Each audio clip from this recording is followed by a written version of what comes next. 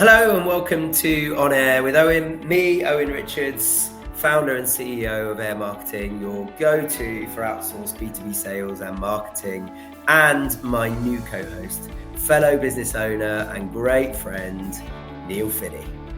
Hey everyone, Neil Finnie here, founder of the Generator Work Hub, a co-working space here in the beautiful Exeter, and also Next Gen Careers, a professional development program nurturing the talents of tomorrow.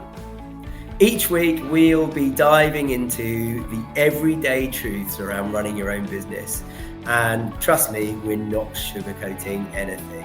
It's all about the highs, the lows, and everything between when you run your own business as a founder. Expect candid conversations and valuable insights between the two of us. Plus, we'll be joined by some special guests along the way. So, time to sit back and tune in to this week's honest conversation.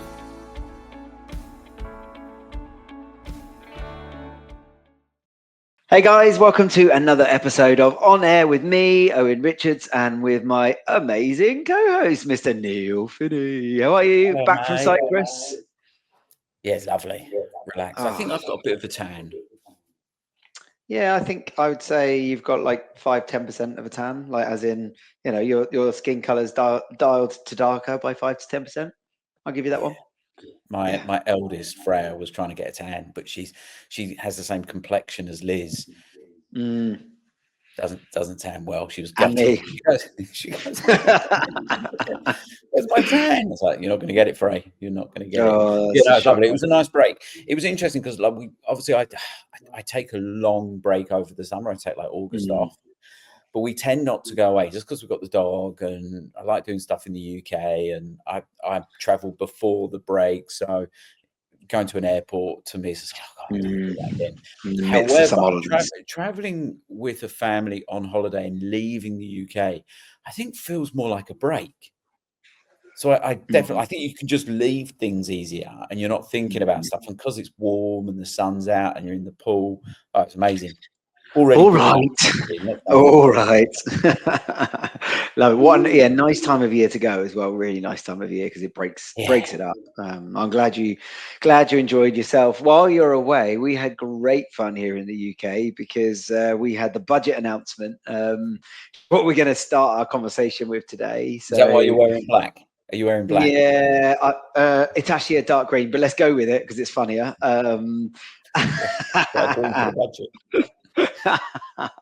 Yeah. Oh, mate. I'd be interested to get your take on it. I don't know if you had a chance to digest it and look at it. It's probably the last thing you wanted to be doing while you're on holiday, but obviously some really interesting announcements. And our podcast is really focused on people that are founding businesses, running businesses, and all the things that impact them, and all the stories and learnings that we have. And geez, in terms of impact on business owners, this is one to talk about, isn't it? I don't know what comes to mind first straight away for you. Are there certain parts of the budget announcement that you think are going to have significant impacts on you or your businesses at all?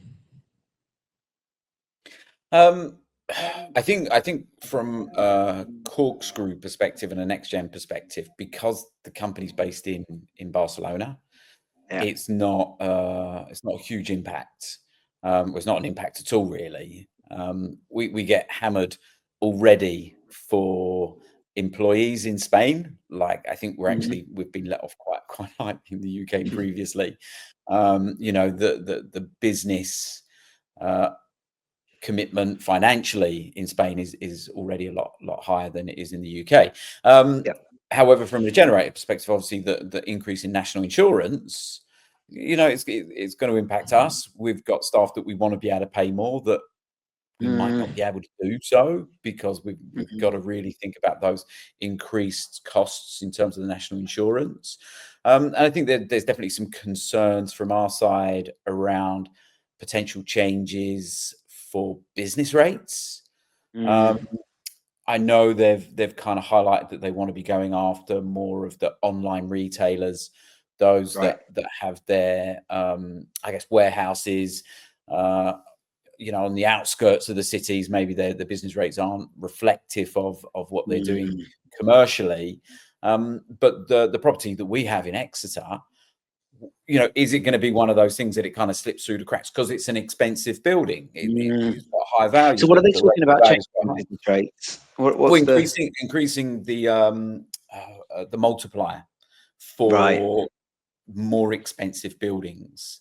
Now, from our side, we already find it a little bit difficult because we chunk up our space into smaller offices, because that's, you know, 6-8 people offices. You know, we've got some that are slightly larger, purely because that's where our demand is.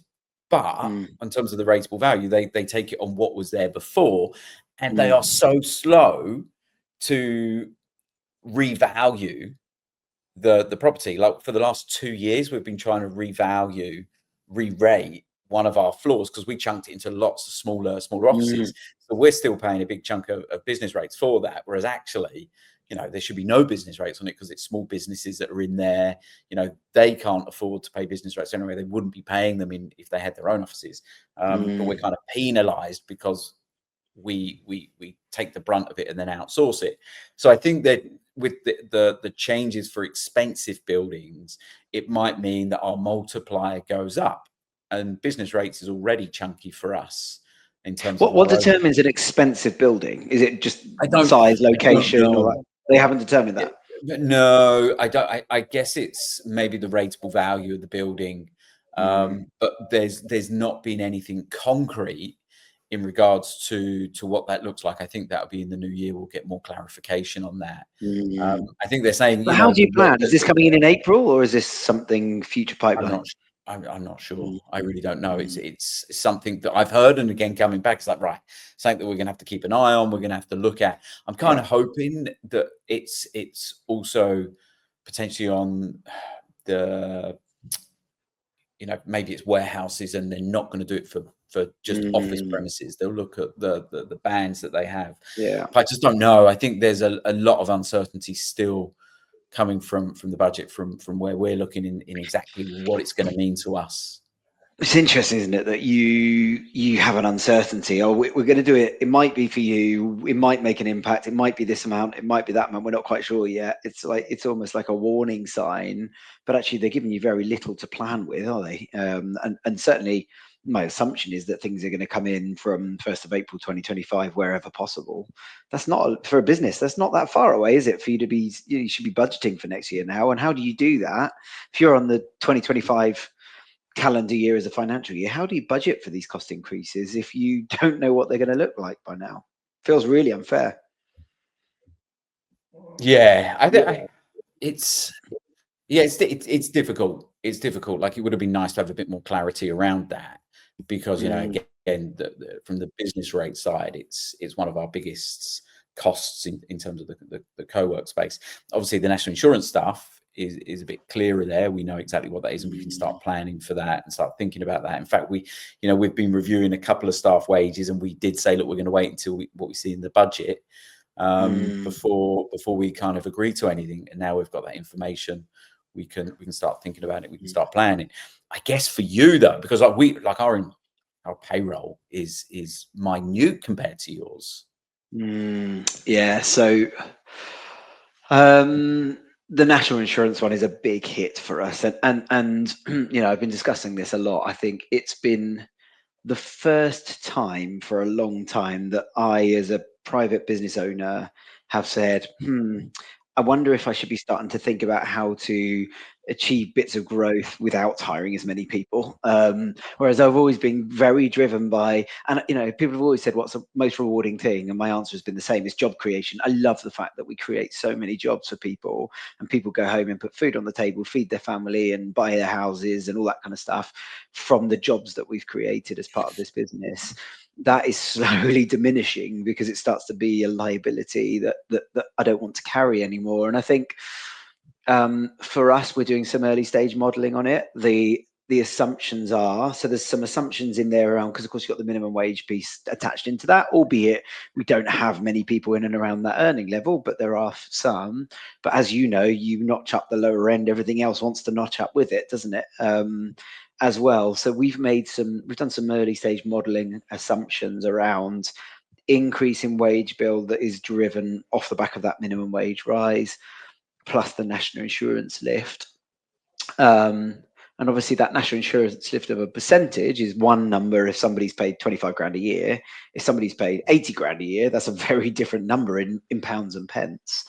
But the estimations are that we will be somewhere between 120 and 150 grand down next year on cost, in additional expenditure for the business based on the same workforce. So that's even if we don't grow. Now, obviously, if we're growing, that's hopefully fed by a revenue growth and that's got a margin in it. But, you know, from a margin perspective, it really does eat into it. And that's tough. And I think what alarms me with it is not so much us. Look, we will have to find ways to pass that on, right? That's the way that the economy works, and that will mean that our rates have to go up to account for that. But also people comparing us to hiring internally will look at that and say, well, it would cost us more internally as well. So I think that's relative. It's more the fact that, and we won't be able to pass it on to all of our clients, by the way, because some are locked in for periods of time on pricing or whatever it might be. I think my concern is more around job creation generally. So we're already in a market where people are saying, oh, technology can do that. I'm not employing as many people. I'm going to get AI to do this bit of work and that sort of stuff, which I appreciate. There's positives too. But when it comes to short-term job creation for grads coming out of university, for school leavers, all that sort of stuff, it's already getting harder. And then add this in, businesses are now going to be looking and saying, I don't want to be hiring more and more people. And I just worry. I worry around, you know, the amount of vacancies that are going to be out there in the market, the amount of unemployment that could be there as a result of the national insurance. More importantly, for me, not more importantly, more isolated to us, I guess. Yeah, I am worried about a massive bill that's going to come in every single month from April onwards next year that doesn't exist this year for the same thing. That's never easy. It's kind of counterintuitive, really, especially as organizations are already looking at adopting AI, also outsourcing. You know, the amount of requests I now get for people to speak to me about outsourcing into the Philippines or into South Africa or into other areas. Yeah. And there are, you know, you start seeing the benefits of it. You want to be able to employ locally. You want to be able to employ in the UK. But all of a sudden you're like, well, actually, I can go find someone, you know, in South Africa for half the price, maybe a bit more. In the Philippines, much less than. I think, you know, $500 a month for someone, you know, in the Philippines to do a lot of the admin duties or some of the marketing, and with the use of AI, you know, it slashes the cost. And I think it's just going to encourage more organizations to start thinking differently in terms of where they find their workforce. But as I said, like, again, I think in the UK, we've been somewhat lucky that the national security, the contributions in Spain are far higher.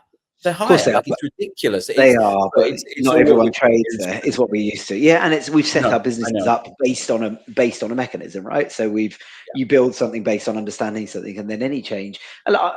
You have to be cautious because you've also got to, you know, I'm educated enough to know that our economy has been struggling, that our GDP is poor, you know, we're overspending, we're borrowing money. That has to shift.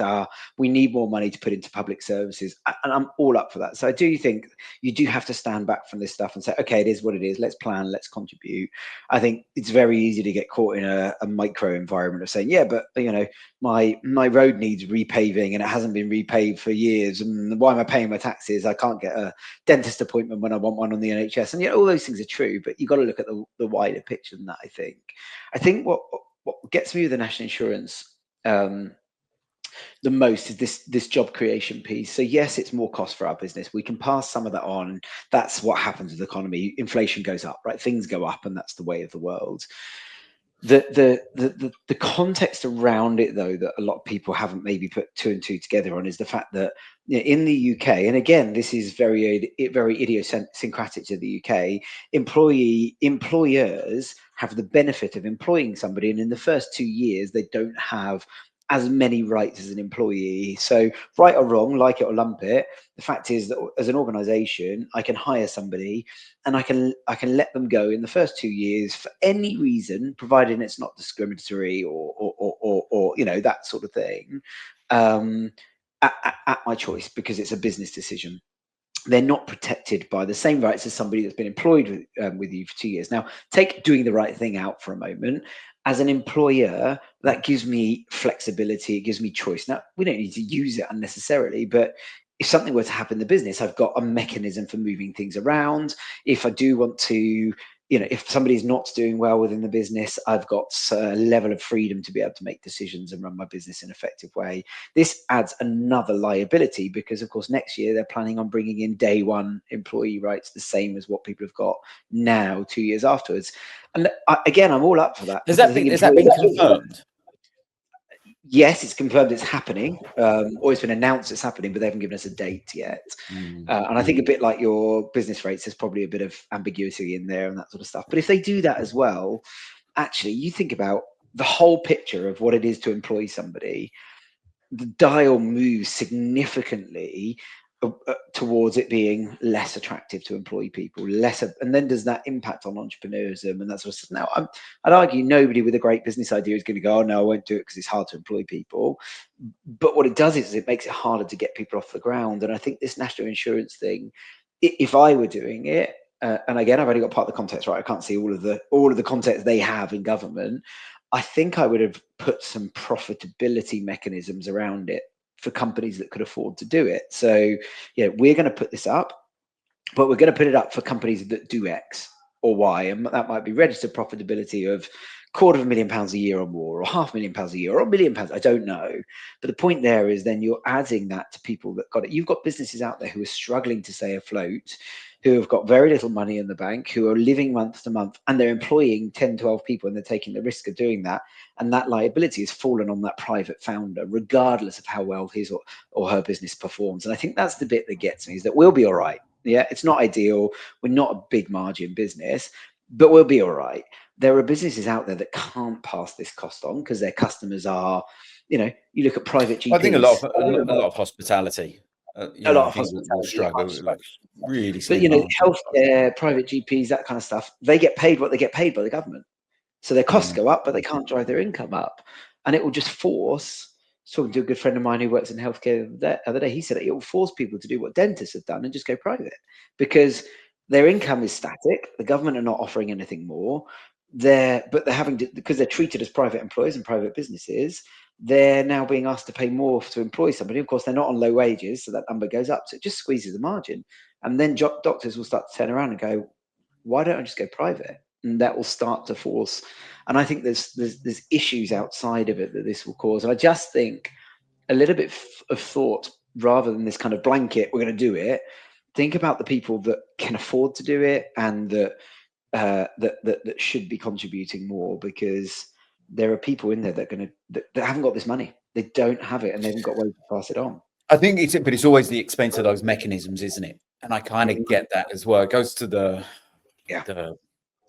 fuel allowance with the mechanisms of the means tested and everything. By all accounts, the cost of running those kind of schemes it runs into the millions. And I guess it would be the same thing for breaking up different organizations into different kind of categories and then making sure everyone understood what they need to be doing. And you're always going to then get people that fall through the cracks again. And it's just, I do see it. You're kind of damned if you do, you're damned if you don't. But that's public service, right? I guess. Yeah, but I think I think again, it's the speed of how these things happen. When's it coming into force for the national insurance? Yeah, it doesn't get that's not enough time for me. It's 5 months. Let's allow people a bit more time to really kind of understand what that implication is going to be. Look at their businesses, the mechanics behind it, and seeing how they could, because the fifth paper was not. Well, some people that could fall in their financial year that they've already budgeted for and started, right? So if they're in June or July or August, and they'd already started that year, and they haven't budgeted for that, and there's an enforced significant. And I think the move from 13.8% to 15%, all right, fine. 1.2% on everything you pay somebody more above 9.5 grand or whatever the number was, I'm prepared to accept that, because it's actually, you know, somebody's on 30 grand a year, it's 1.2% on 2/3 of their earnings. It's not like it's, but it's the fact that that 9.5 grand was dropped down to 5 grand. So that 4,500 is not multiplied by the 1.2%, but is multiplied by 15%, because you're paying nothing on that at the moment. That bit alone is like 700 and something pounds. So for the number of people you employ, multiply that by 700 pounds, and unless people are earning less than 9.5 grand a year, because there's, you know, they're ultra part-time, they're 1 day a week or whatever, unless they're earning less than that, you are paying that for every single employee. So you can literally take 750 quid, let's call it, and multiply it by your employees, and that is your minimum exposure before you even worry about the extra 1.2%.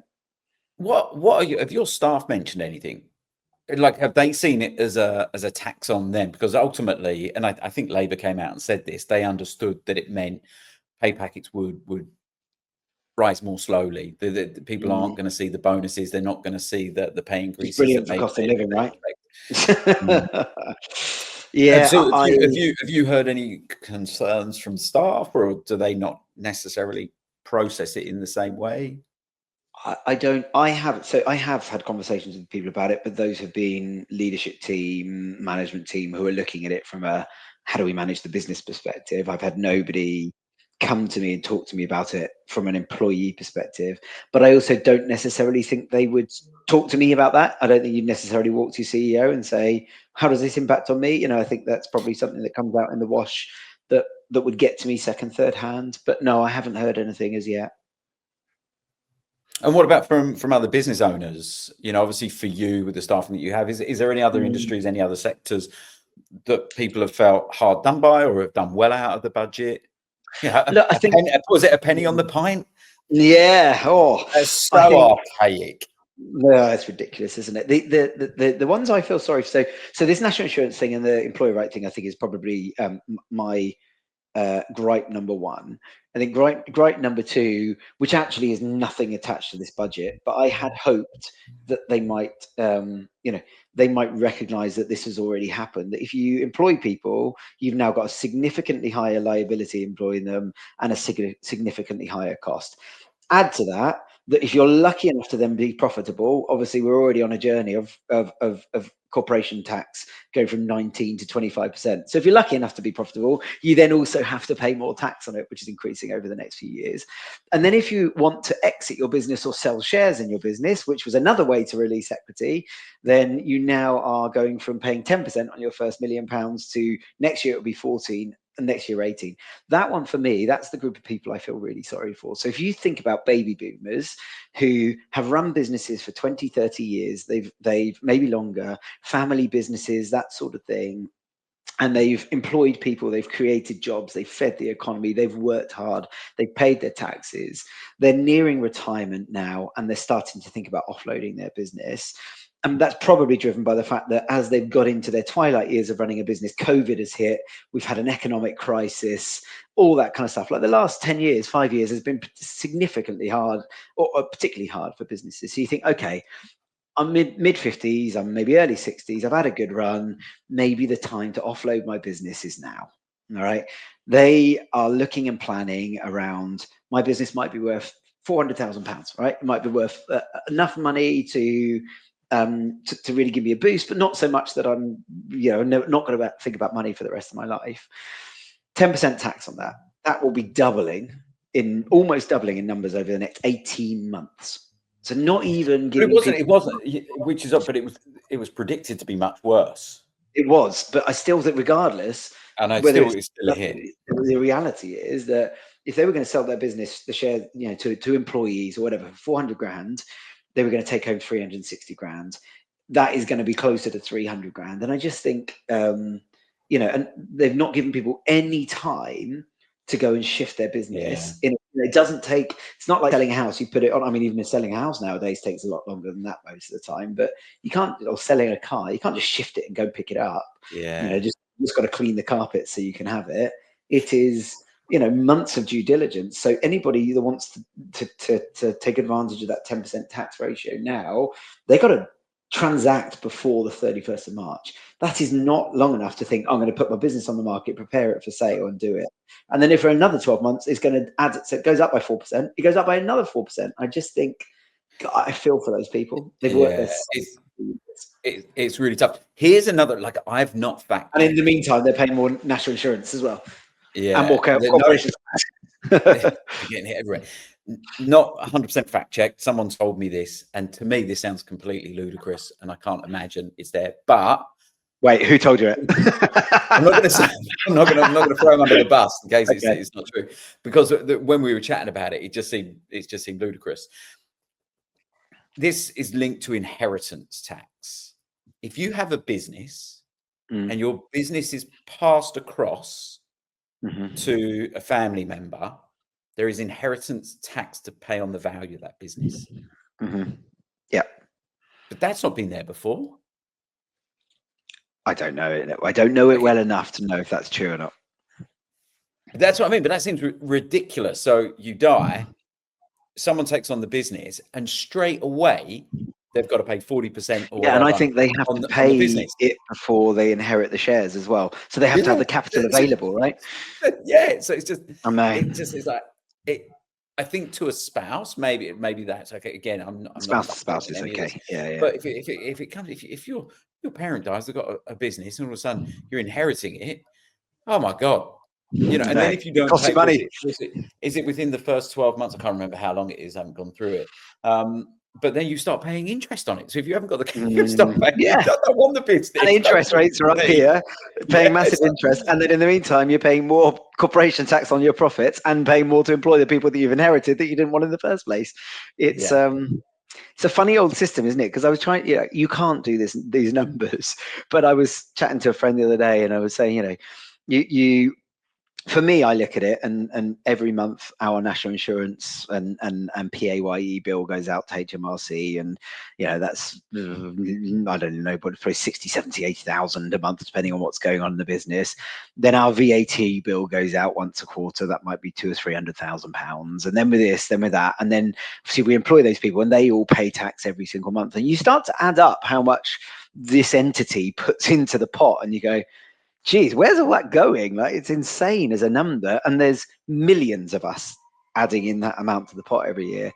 And you think, well, how are we running out of money? There's so much. But then, of course, you go to hospital and you realize that everybody in that building is employed out of that pot of money, and you realize that you just cannot comprehend the vastness of this interchange of money that is the government system and tax. I don't want to get too political, but you can only look at it through the lens that you are gifted with, right? Which is that as business owners, I think this has made it significantly harder for people. Does that mean it will create less jobs? I don't think people are going to necessarily go, because of that, I'm not going to employ people, but it certainly contributes to the trend and the direction of travel that we're already on, which is less jobs, more technology. I think it definitely is going to. I think it's only going to speed it up. Say there was a stat out there.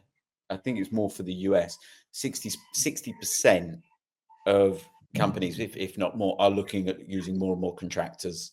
We talk about the gig economy, and people have to have multiple jobs. No one's going to be employed by anyone.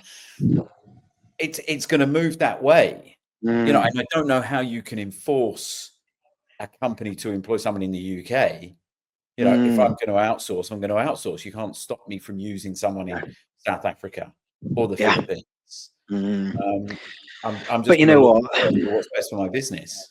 This is a challenge of getting big, really, really deep now. Challenge with democracy, right? Which is that Labour are going to, rightly, because they have to think about how can we have an impact in the next 4 years so that we can show progress, not how do we make decisions for the next decade or 2 decades, because they can't afford to think like that, because they've no guarantees that they'll be in place to execute on that. And I think that's part of the challenge of the system here, isn't it? That we are always trying to affect in short term. So what they're doing will bring short-term cash in, and we need that short-term cash, according to what we're told, in order to fix NHS and fix healthcare and fix the things that need fixing, and pay for the COVID loans that everybody went on and spent on a car and all the rest of it.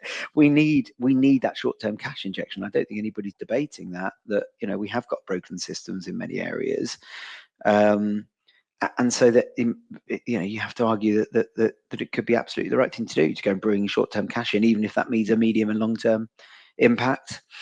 I don't know. Do you think enough has been done in taxing those bigger multinationals that are based within the UK, these bigger organisations? No, do you think the SMEs are taking the brunt of it? I think they always do. Yeah, I think because they're not savvy enough, smart enough to necessarily work around the systems in the same way. And maybe as a human individual, you just do things the right way. You live your life. You're reasonably ethical most of the time, and all that sort of stuff. Whereas at large corporate entities, they're employing people to find the loopholes to get around this, knowing full well that we're protected and all that sort of stuff. So look, I don't know how much is being done, but I certainly think that regardless of the mechanisms to hold them accountable, there are organizations out there who could and should be contributing much, much more into the system that aren't, and that are getting away with it. And I think that would go a long way to solving our problem. And because we're not doing that, the weight falls on people like you and I and other people out there that are trying to earn a good living and run a business without being multimillionaires. It's a difficult one. Would you rather be here or the US? Trump bringing Elon Musk in for his new made-up role? Was it? Is there a serious question? No. But it's that thing, isn't it? I think as an SME, regardless of where you are, you just have to navigate what's in front of you as much as you can. And I think this is one of the things as well. Is like, we've had the budget, we've had COVID, we've had unstable government for many years. We've had unstable government, in the US. We've had geopolitical issues in the Ukraine, Russia, Israel. I know. It's unreal, isn't it? Like, I think there's always something, and I guess the budget is just the next hurdle to get over, and you figure it out, and I'm sure we all become a little bit poorer. I think for me, it's like you said, the money is needed in the system, and if I look back in 12 months' time or 24 months' time, whatever it is, and it's like I can actually get an NHS dentist, or the potholes have been filled, and things are better, then so be it. I'm willing to take it as a business owner for that. Agreed. But it's and I think if that was it, if you had clear plans of this is why we're doing it, you probably buy into it a little bit more. But what we're told is we've got to earn money, we've got to raise money. Well, why? What are we going to do with that? And what are you pledging? Because I don't think you will be able to get an NHS dentist appointment in 2 years' time. I think NHS dentistry will be gone in 5 years' time at the current rate, and it won't even be a thing. So that then it's double whammy again, isn't it? We're paying more into the system, we're getting less out of it. It's only one example, but hopefully they can show ways that isn't the case. I mean, obviously we've got things like rising demand for spend on defence and those sorts of things, which they're talking about lifting to get to the 2% of GDP just for defence. And then is that even enough with everything that's going on in the world? Who knows? So even that, you say, well, actually we need to pay 1%. Well, that's more money that's needed, and we're not going to see that unless something happens, right? Because it's an insurance policy. But we'll be bloody glad it's there if it does happen. So you can't pick it. You can't. But look, we're not going to solve the world. I don't think that wasn't what we intended to do. But I think it is interesting to hear your perspective, and for me to share mine on the impact of the budget and what it does to small businesses. Love to hear from people what the impact's been for them. Yeah, and there'll be more impacts in the coming months when we figure out exactly what everything's going to be and how it impacts us. Yeah, indeed. Oh, buddy. All right, mate. I'll let you run. Thank you for another episode. We'll catch up soon. Good to have you back in the UK. Yeah, it's nice to be back, even though it's a bit grey and cold outside. Get myself back to Cyprus. Get used to it. See you, mate. See you, mate.